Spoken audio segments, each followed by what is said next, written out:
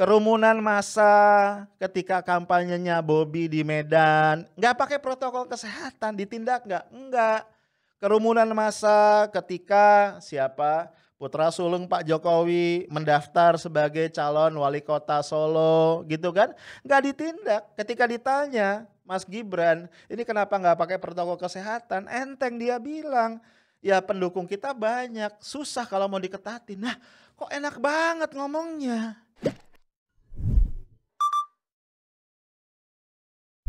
Guys, cerita seputar kepulangan, bukan cerita tepatnya geger ya, seputar kepulangan Habib Rizik Syihab ke Indonesia ternyata masih jauh dari selesai ya. Sebelumnya kita ngobrol misalnya tentang cerita sampingan, Nikita Mirzani yang ngomong, oh Habib Rizik tukang obat dan lain-lain. Jadi ada keramaian, Habib Maher, ya gue gak kenal juga ya siapa tuh Habib Maher, ngancam ya dan seterusnya dan seterusnya.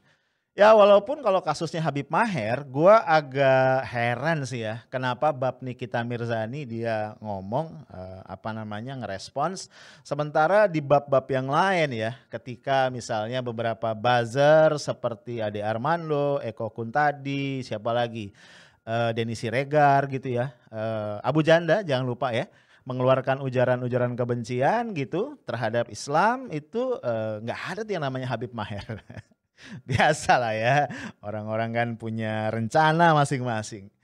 Oke, tapi kalau gue ditanya apa sih yang merupakan manfaat terbesar dari pulangnya Habib Rizik Syihab ke Indonesia? Menurut gue jawabannya adalah karena tiba saja mulai dari penguasa, aparat keamanan sampai masyarakat sadar kembali bahwa COVID-19 masih setia bersama kita. Belum berakhir guys. Kenapa gue bilang begini? Karena sebelumnya nih, sebelum HRS pulang, itu kita kayak udah lupa, kayak udah selesai tuh masalah. Ya gak sih? Ya, di pasar, di mall, di mana-mana itu keramaian padatnya dahsyat luar biasa. Bahkan kemarin kita dapat hadiah dari pemerintah apa? Long weekend. 5 hari bro. Gue tuh aduh pusing ya, gue bingung. Apa urusannya sih ini Maulid Nabi ya. Terus dibikin long weekend panjang banget 5 hari di tengah pandemi. Ya puncak macet, tempat-tempat wisata yang lain juga padat. Ya gak ada itu social distancing. Gue nggak tahu apakah lompatan kasus positif per hari yang sekarang sudah di atas 5.000, bahkan pernah rekor 5.444 itu adalah kontribusinya dari long weekend kemarin. Kalau sampai betul bisa dibuktikan begitu, menurut gue pihak yang memberikan kebijakan adanya long weekend itu mesti dituntut di muka hukum. Iya dong. Nah HRS pulang nih, orang semua sadar.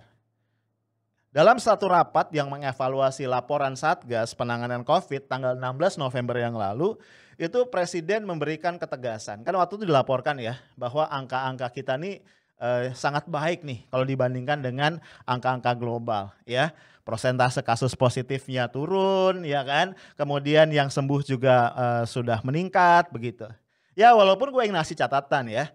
Angka-angka itu masih dengan notes tebal bahwa ya prosentase testing kita itu masih salah satu yang paling rendah di dunia ya. Jadi ya wajar lah ya kalau angka positifnya itu rendah ya, tapi sudahlah masa ya orang bangga nggak boleh ya. Nah ketika itu Pak Jokowi bilang begini nih, gua kutip aja ya takut salah soalnya. Saya ingin tegaskan bahwa keselamatan rakyat adalah hukum tertinggi. Pada masa pandemi ini telah kita putuskan pembatasan-pembatasan sosial, termasuk di dalamnya adalah pembubaran kerumunan. Saya juga minta kepada Menteri Dalam Negeri untuk mengingatkan kalau perlu menegur kepala daerah, baik gubernur, bupati maupun wali kota untuk bisa memberikan contoh yang baik kepada masyarakat, jangan malah ikut kerumunan. Sebelumnya dia bahkan bilang begini, jangan sekedar himbauan, tapi harus diikuti dengan pengawasan dan penegakan aturan secara konkret di lapangan. Bab ini gue setuju banget. Itu yang gue inginkan dan gue harapkan sejak awal. Karena jangan sampai nih ya, COVID ini adalah pandemi global, kemudian kita mengajukan solusi-solusi lokal, udah gitu juga tidak konsisten. Bahaya banget ya, bahwa keselamatan rakyat adalah hukum tertinggi, of course kita setuju. Karena tujuan bernegara antara lain adalah melindungi segenap bangsa Indonesia dan seluruh tumpah darah Indonesia. Nah ini nampaknya langsung ditangkap nih oleh Kepolisian Republik Indonesia. Ya, langsung ditangkap pesannya, langsung dilaksanakan di lapangan dengan sangat bersemangat. Kita mendengar kemudian ada 2 Kapolda setidaknya, Kapolda Jabar dan Kapolda Metro yang dicopot, ya, diberhentikan, mendadak nih. Banyak yang berspekulasi ini ada kaitannya dengan apa, dengan kecerobohan mereka di dalam, menegakkan protokol kesehatan, yang terkait dengan apalagi kalau bukan, peristiwa-peristiwa seputar kepulangan Habib Rizik Syihab, ya. Mungkin spekulasinya kalau Kapolda Metro Jaya, karena konteksnya kan ada keramaian ya di Petamburan, tanggal berapa itu ya setelah beliau pulang, tanggal 13 kalau gua nggak salah, ada Maulid Nabi sekaligus pernikahan putri beliau, ya Syarifah Najwa Shihab kalau gua nggak salah namanya, yang kemudian mengumpulkan massa katanya sih ya klaimnya 300.000, banyak banget pernikahan ini ya, sultan. Kalau Kapolda Jabar, ya ini juga diikuti dengan pencopotan dari Kapolres Bogor kalau gue nggak salah. Ini kayaknya kasusnya berkaitan dengan kunjungan Habib Rizik Syihab ke Megamendung ya. Di situ ada satu pesantren begitu, yang itu juga menimbulkan kerumunan massa. Nah, kalau kita lihat sepintas guys, kita memang angkat topi nih sama penegak hukum yang udah tegas banget. Tapi sorry ya, mungkin ya because I am a sociologist ya. Saya ini seorang sosiolog dan kami ini sebagai sosiolog tuh diajarin satu tools yang namanya adalah sociological imagination. Para sosiolog itu biasanya skeptis. Jadi kalau ada satu fenomena sosial, kita akan mikir ada nomena nggak di balik itu. Jadi fenomena itu sesuatu yang nampak ya. Kalau nomena itu sesuatu di baliknya, ya. Ini ada apa nih? Kira-kira begitu. Mungkin ini udah terlatih aja. Jadi gue agak-agak curiga dikit boleh kali ya, asal jangan banyak-banyak. Ini ada apa gitu. Ya, akhirnya setelah gue korek-korek, gue jadi punya beberapa pertanyaan. Ya, pertanyaan pertama timbul ini gara-gara gue baca Pak Argo Yuwono. Pak Argo Yuwono ini adalah orang dari Mabes ya, kalau nggak salah bagian penerangan gitu ya. Apa sih jabatannya gue lupa. Ya, tapi tinggi lah. Ya, Pak Argo Yuwono bilang bahwa semua orang yang terkait nih dengan acaranya Habib Rizik Syihab yang di Petamburan tanggal 13 itu dari mulai gubernur, wali kota Jakarta Pusat, kepala biro hukum, KUA. Awalnya gue bingung kenapa KUA. Gue baru inget ya di situ aja ada konteks pernikahan ya.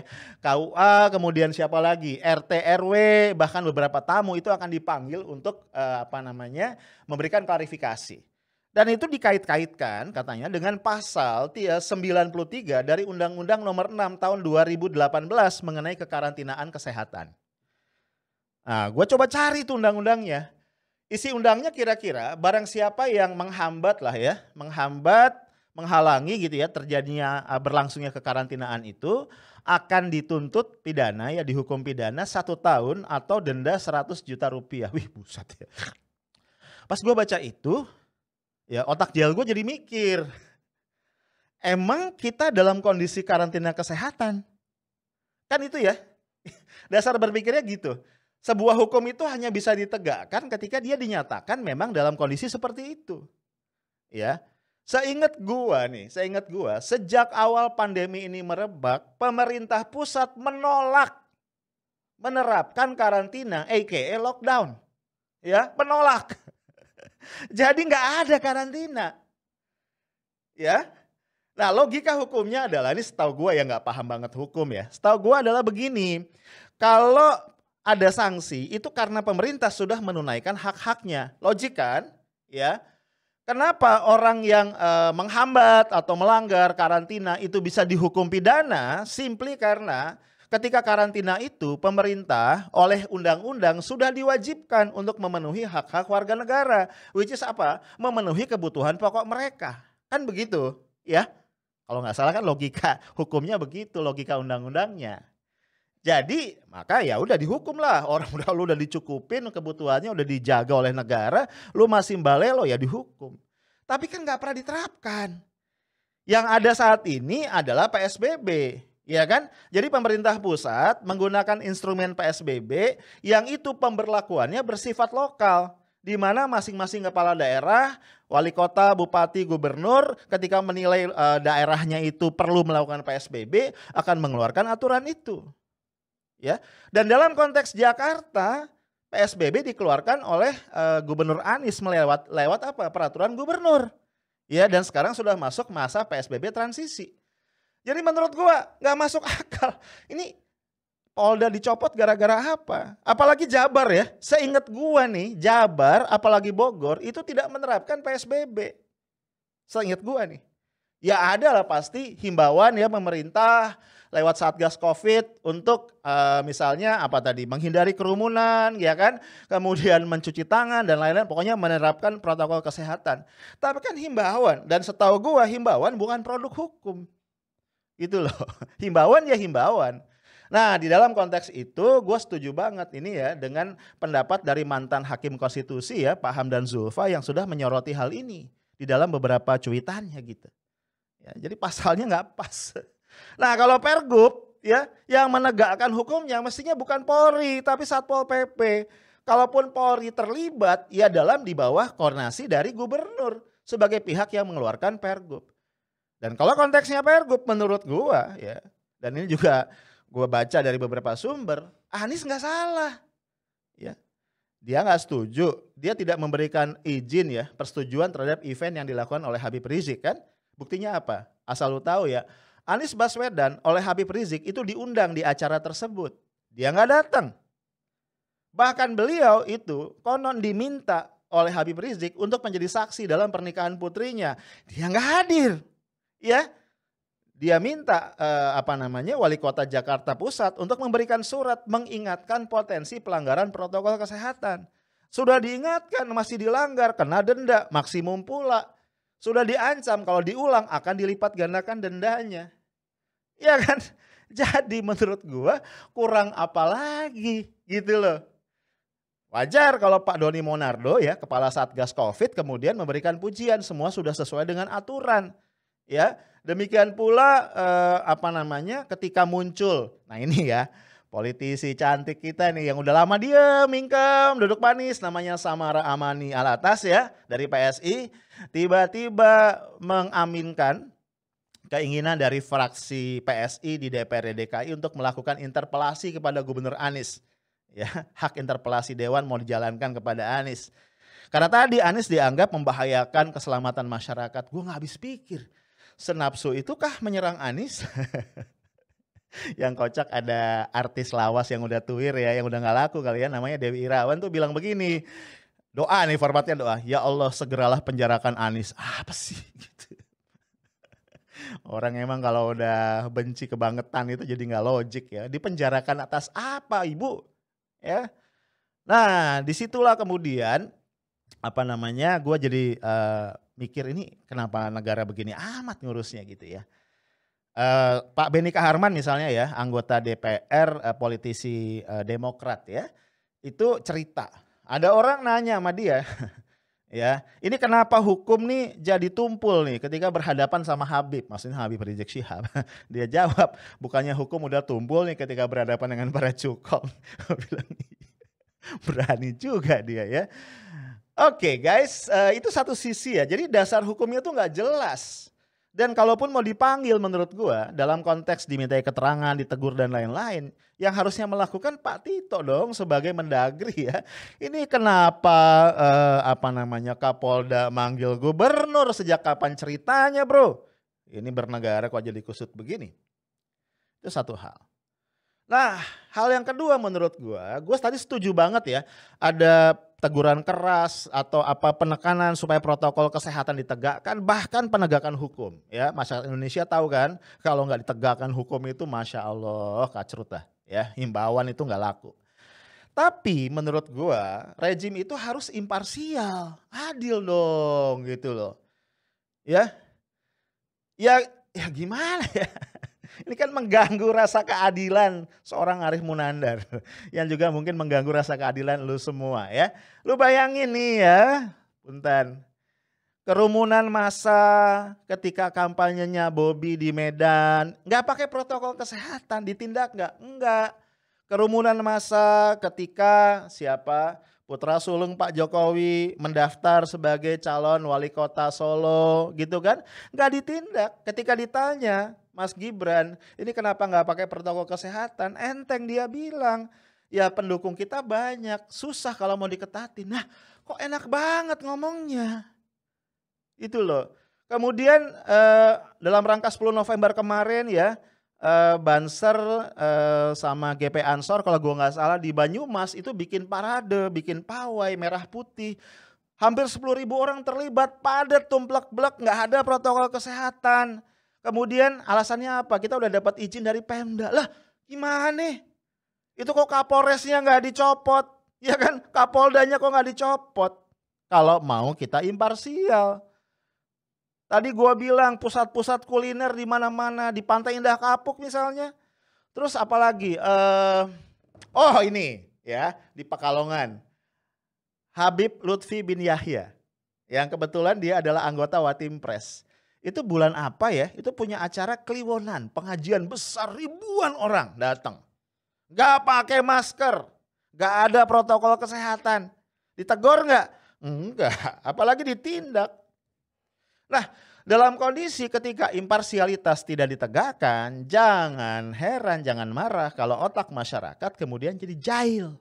Ya, akhirnya setiap tindakan pemerintah, setiap tindakan penegak hukum dipersepsikan, ya, dipersepsikan itu mengandung aroma politis yang kental. Ya. Kemudian ya diperhadap-hadapkan lah. Misalnya nih ya beberapa analisis jahil ya, gue nggak bilang gue setuju apa enggak, gue cuma menyampaikan aja. Ada analisis jahil nih sengaja nih rejim mengadu domba Anies sama HRS. Masuk akal sih ya, masuk akal kan ya. Kan kalau Anies menghukum HRS dia jadi berantem sama HRS, kalau dia enggak dia dibully sama masyarakat kan gitu kan, itu satu ya kan. Ada lagi spekulasi ya yang jahil juga yang mengatakan ini pemerintah ingin nembak HRS tapi nggak langsung jadi muter lewat Anies. Nah kan ada lagi spekulasi ya. Ini sesungguhnya adalah persaingan internal di tubuh penegak hukum dalam rangka perebutan Trunojoyo I. Karena di 2021 Trunojoyo I yang sekarang akan lengser karena pensiun. Tambahlah, itu bola liar kemana-mana. Nah ini guys, cuman bisa dihindari ketika pemerintah penegak hukum membuktikan dirinya imparsial. Dan kemudian tadi yang pertama adalah berpegang pada aturan hukum yang jelas dan tidak terkesan ya dicari-cari gitu loh guys. Nah gue yakin case-case seputar kepulangan Habib Rizik masih akan seru, jadi bola liar yang bisa melompat kemana-mana. Kalau aparat penegak hukum tidak hati-hati memainkan bola ini, gue agak khawatir ya keterbelahan masyarakat, keresahan, kegaduhan itu akan timbul, akan terus bertambah bahkan.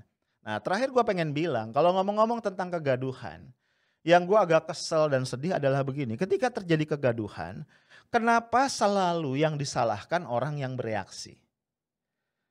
Yang gak pernah yang disalahkan itu adalah sumber kegaduhan orang yang mencetuskan sesuatu yang kemudian menimbulkan reaksi. Ya, Omnibus Law, ada kegaduhan besar di negara ini. Yang disalahkan yang demo. Kenapa yang dievaluasi bukan proses pembentukan undang-undangnya? Karena ini yang bikin gaduh menurut gua loh ya. Sorry kalau salah. Ya, kasus Nikita Mirzani dengan Habib Rizik ya misalnya gitu. Ya kan ya dia yang ngomong duluan bahwa Habib Rizik tukang obat. Kenapa nggak ini yang diberesin? Gitu ya. Dalam banyak kasus yang lain selalu yang dihukum, minimal dibully atau bahkan ditangkap itu orang yang bereaksi. Bukan yang dievaluasi, yang diberesin, yang diluruskan adalah orang yang menimbulkan, memercikan api pertama kali. Nah kalau begini gua khawatir, susah banget kita bisa damai nih. Padahal kita ingin Indonesia yang damai. Kita ingin Indonesia yang tidak gaduh supaya energi kita bisa digunakan untuk menghadapi masalah-masalah real di lapangan. Dua yang sekarang kita hadapi, yang pertama adalah COVID-19 yang tak kunjung melandai apalagi selesai, dan yang kedua adalah keterpurukan ekonomi. Ya, itu aja dari gua. Ntar kita ngobrol-ngobrol lagi. Stay tough, smart, and professional. Assalamualaikum warahmatullahi wabarakatuh.